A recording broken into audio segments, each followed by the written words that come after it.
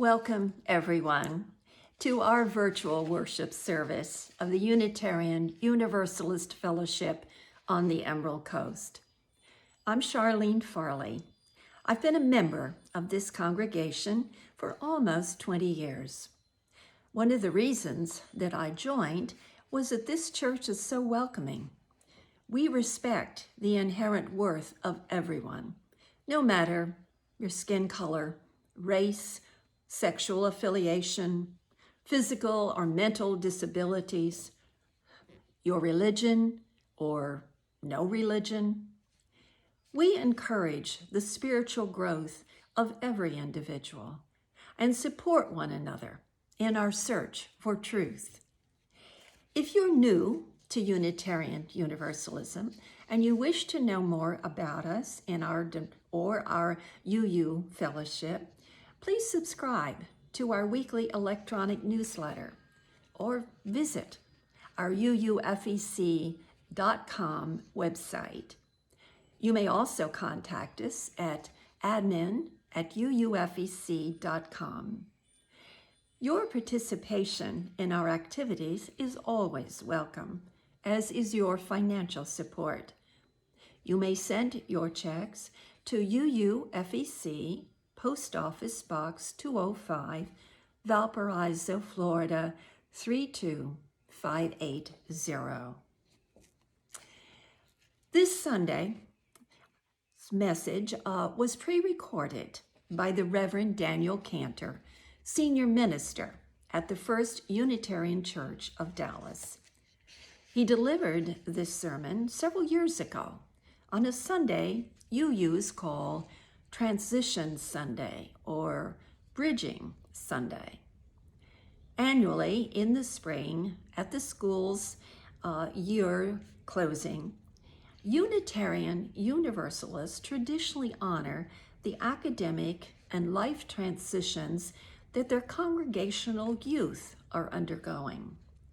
These include not only high school students who are transitioning from 12th grade into young adulthood, but also recognizing our younger students that perhaps are graduating from preschool and entering kindergarten next fall, or graduating from elementary to middle school and middle school to high school.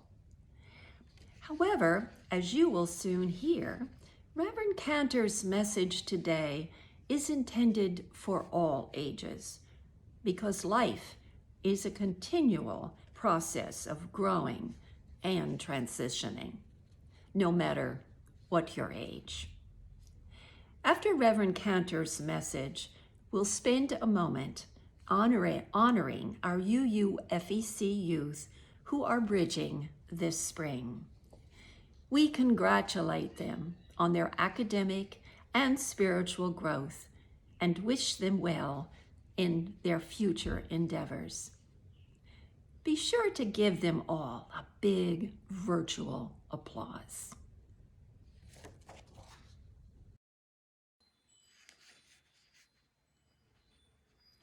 Cherishing Our Differences by Cindy Fesgen. We are all capable in different ways, with various strengths and talents. We are all holy, part of the universe and the interdependent web. We light this chalice, cherishing our differences and holding each other in sacredness. Good morning. My name is Sophia, and I am the Director of Religious Exploration at UUFEC. And today we're going to be reading Giraffes Can't Dance by Giles Andre and Guy Parker Reese. Gerald was a tall giraffe whose neck was long and slim, but his knees were awfully crooked and his legs were rather thin. He was very good at standing still and munching shoots off trees, but when he tried to run around, he buckled at the knees. Now, every year in Africa, they hold the jungle dance, where every single animal turns up to skip and prance. And this year, when the day arrived, poor Gerald felt so sad, because when it came to dancing, he was really very bad. The warthogs started waltzing, and the rhinos rock and rolled.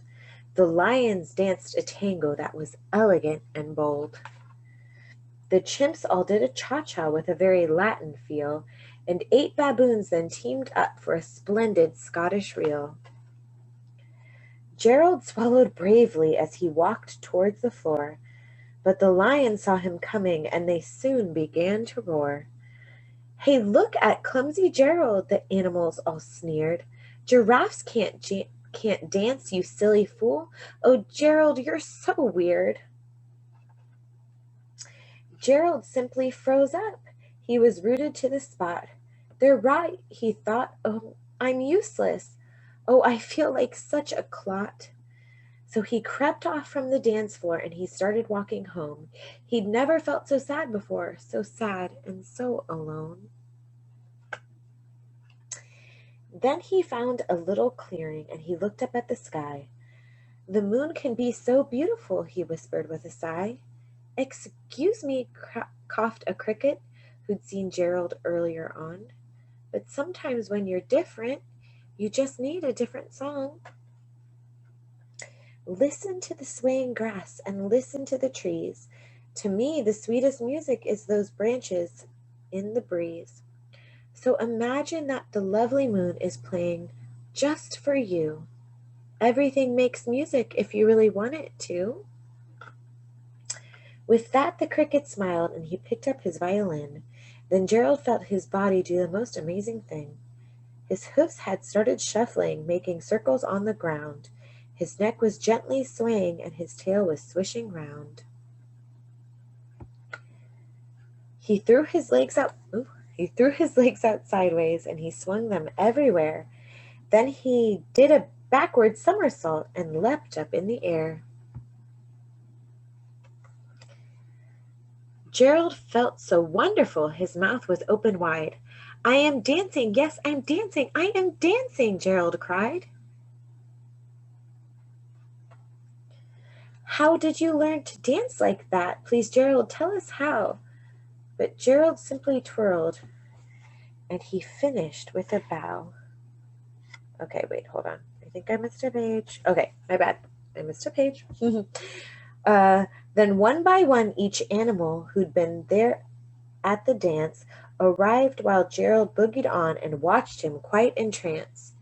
They shouted, "It's a miracle, we must be in a dream. Gerald's the best dancer that we've ever seen." "How did you learn to dance like that? Please, Gerald, tell us how." But Gerald simply twirled and finished with a bow.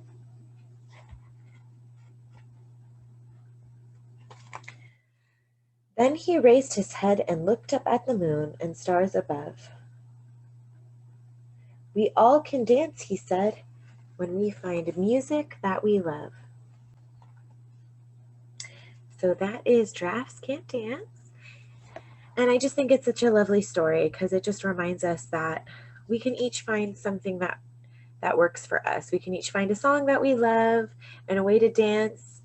And just remembering that we're all different, but that still means that we can find something that's special to us that we can share with other people.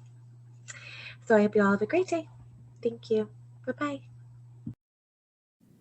Can I see another's woe and not be in sorrow too? Can I see another's grief and not seek for kind relief? Can I see a falling tear and not feel my sorrow share? Can I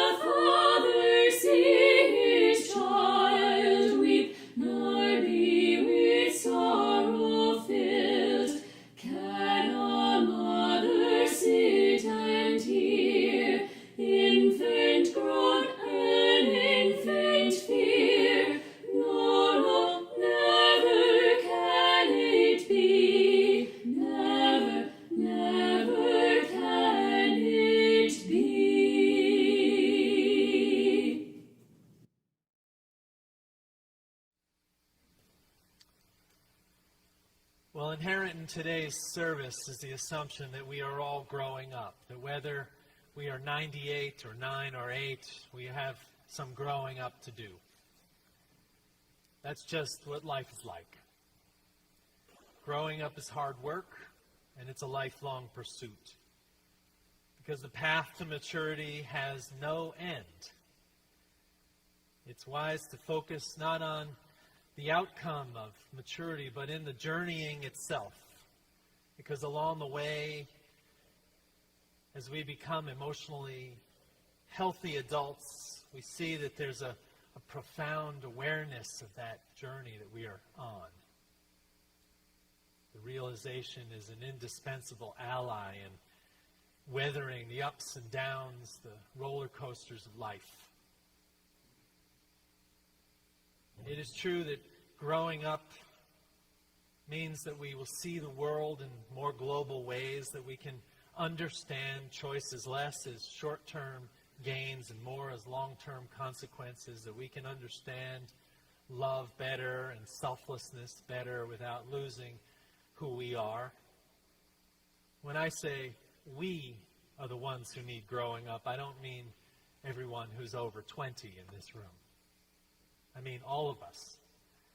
I mean all of us have maturity to take on, especially spiritual maturity.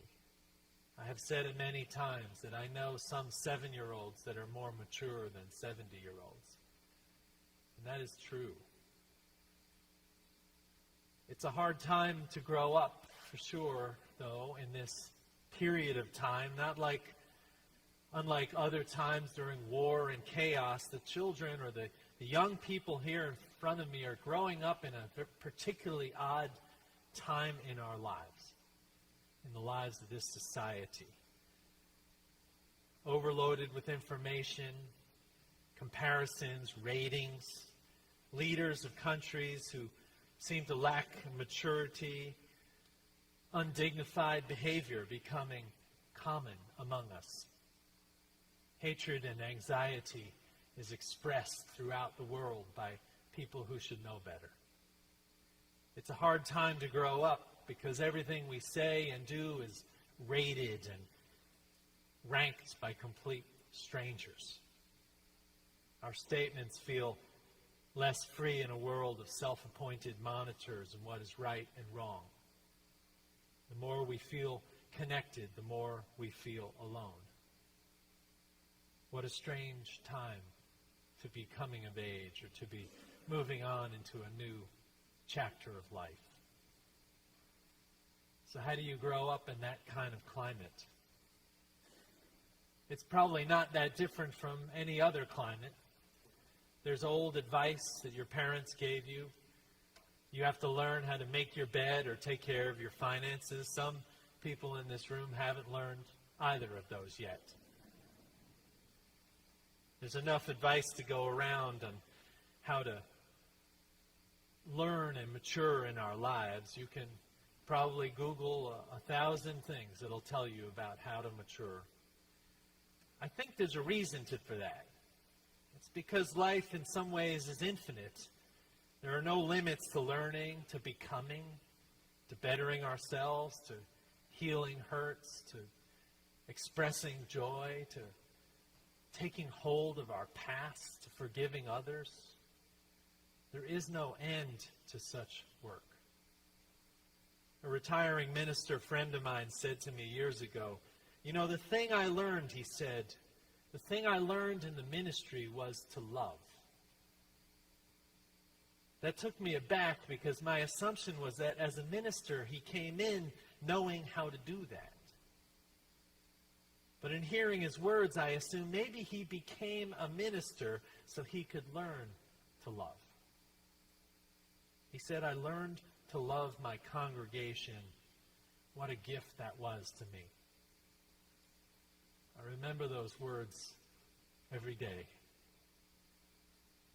And I've thought about the things that I have learned here as a minister of this church, as these young people have grown up here in our midst. And I've been thinking about what I am learning as I prepare for my sabbatical that starts in mid-June, as I am also, in a sense, going off to college, like some of the young people here, as I go as a resident fellow to Harvard Divinity School. I've been thinking about what I have learned here and what I need to learn. I know that I have learned to lead more from the back of the parade, empowering leaders as our campaigns to make this church better and to make the world better march forward. I have learned to let go of outcomes I can't influence. I have learned more every day about my privilege as a white, cisgendered, hetero male in our society. I have learned that showing up once to a meeting doesn't mean you're committed to that group. And I have learned to listen more deeply. Oddly enough, like the minister who learned to love, this has been part of my calling, to learn to listen, to be present, and to let the world speak. And I am always learning that the holy is far more vast than I am. In a way, I am continually learning to love my God. In transitions of life and coming of age and going to college and new work and having a child and growing old and retirement and dying, we ask ourselves, what are we learning as a part to become more present and to become more honest with who we are and what the quality of our souls is? In all transitions, I think two things can be worked on by people of faith. The first is that we seek to grow a spirit. We actively seek to grow our spiritual lives. That means we pay attention to the intangible. We practice sitting quietly, pondering what we do not know, listening for instructions. There's a biblical character when I think about growing up and doing that growing of spirit that I always go to, and that is Samuel. Do you know Samuel?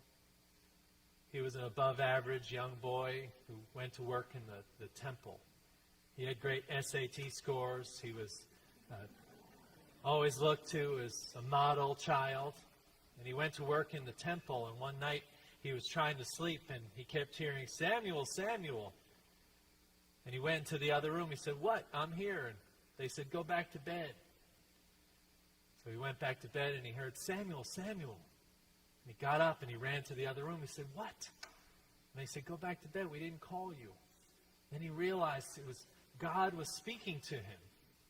"Samuel, be my servant." Samuel then went on to find David and anoint David as the king of Israel.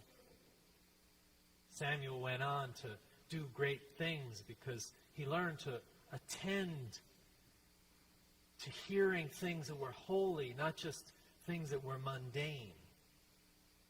Walter Brueggemann wrote a poem about that moment in the biblical story. He said, "We are surrounded by a din of demanding voices, selling, recruiting, seducing, coercing. We screen them out in order to maintain our sanity, to secure our rest. And then in the night you address us. You call us by name. You entrust us risky words. You empower us with authority. But your voice is on first hearing, not distinctive." Brueggemann's reminding us that there are so many voices that are demanding our attention that are less than holy, that don't demand the deep spiritual response to the world. But when we can quiet the world, when we can quiet ourselves, we can have a conversation with God or the holy. And that's important. That's important work to grow a spirit, to mature spiritually as human beings. The New Testament says to grow spiritually, or to grow into salvation, we have to put away malice and guile and insincerity and envy and slander and long for a spiritual milk, it says in the first letter of Peter. That by it you may grow up to salvation, it says. I think this means if we spend our time chasing money and fame and recognition, listening to those words of coercion and seduction, that we fail to meet an opportunity of deep salvation, not some salvation that comes by us assenting to belief, but the kind that comes in the form of humbly seeing that we are part of, not apart from others. The kind that sees our lives as longing for peace, not prosperity. The kind that sees that we are the heart and soul of whatever community we are in.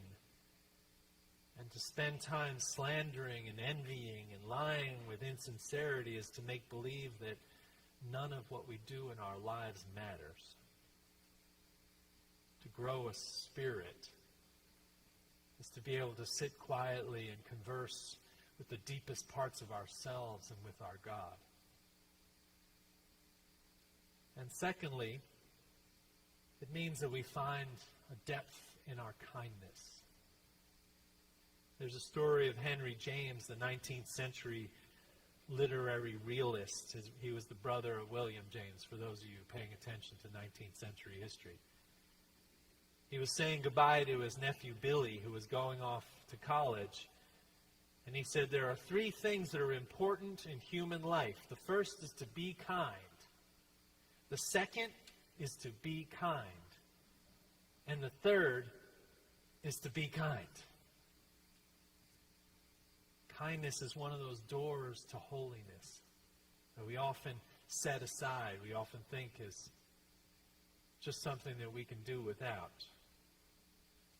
It means we have to start with being kind to ourselves, kind to others, to be present to them, to have a hunger within us to see and to hear another, knowing that each of us has a hunger to be seen and heard. We have to be kind in our communities and to our nation, even when our nation goes on tilt. Frederick Buechner said, remember, New Haven, New Hope, and Salem, or Shalom, are names not just of our oldest towns, but of our holiest dreams, which most of the time are threatened by the madness of no enemy without, as dangerous as they are, threatened by our own madness within. Kindness can't be underappreciated, or can be underappreciated as a quality to growth.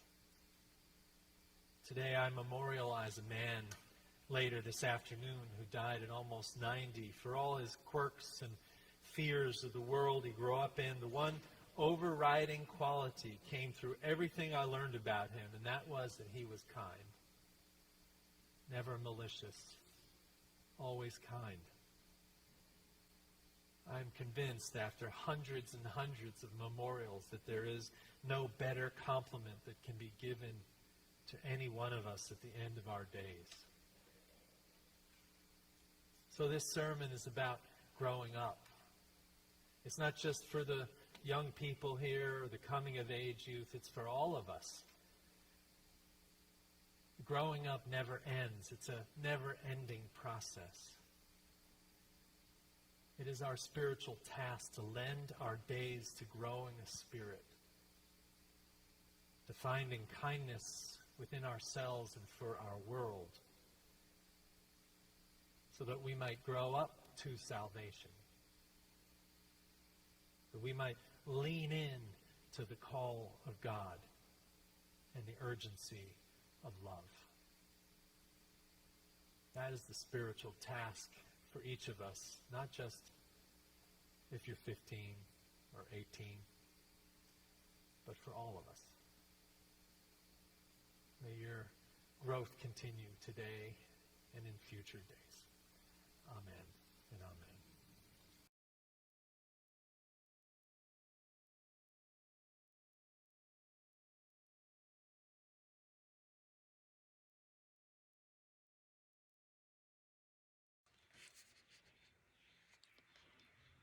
The Lifelong Goal by David Hicks McPherson. To wish for compassion, to pray for courage, to experience doubt, to bear sorrow, to strive for sureness. All these are qualities for which each of us should be grateful. But to feel a genuine fellowship for the whole human family, to act so that empathy is evident wherever we go, that's the object. That's the lifelong goal. May I be filled with loving kindness. May I be well. May I be filled with loving kindness. May I be well. May I be peaceful and at ease. May I be whole. May